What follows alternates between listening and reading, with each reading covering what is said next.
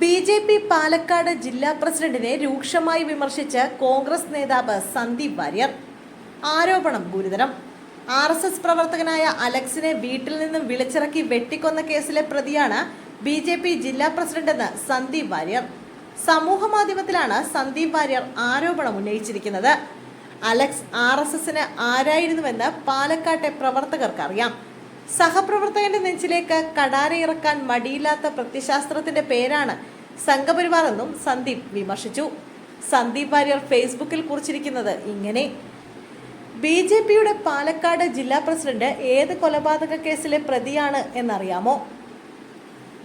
ആർ.എസ്.എസിന്റെ ഒന്നാം തരം പ്രവർത്തകനായിരുന്ന സ്വയം സേവകനായിരുന്ന അലക്സിനെ വീട്ടിൽ നിന്നും വിളിച്ചിറക്കി വെട്ടിക്കൊന്ന കേസിൽ പ്രതിയാണ് ഈ മഹാൻ.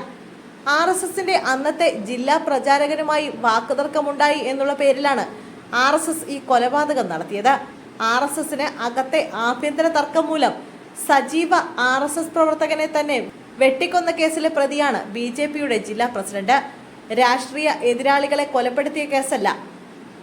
അതല്ലെങ്കിൽ രാഷ്ട്രീയ എതിരാളികൾ തെറ്റായി പ്രതി ചേർത്തതുമല്ല. സ്വന്തം സംഘടനയിലെ സഹപ്രവർത്തകനെ കൊന്ന കേസാണ്. അലക്സ് ആർ.എസ്.എസിന് ആരായിരുന്നുവെന്ന് പാലക്കാട്ടെ പ്രവർത്തകർക്കറിയാം. സഹപ്രവർത്തകന്റെ നെഞ്ചിലേക്ക് കടാരയിറക്കാൻ മടിയില്ലാത്ത പ്രത്യശാസ്ത്രത്തിന്റെ പേരാണ് സംഘപരിവാർ. സന്ദീപ് വാര്യരുടെ ആരോപണം വരും ദിവസങ്ങളിൽ ബി.ജെ.പിക്ക് കനത്ത തലവേദനയാകുമെന്നത് തീർച്ചയാണ്.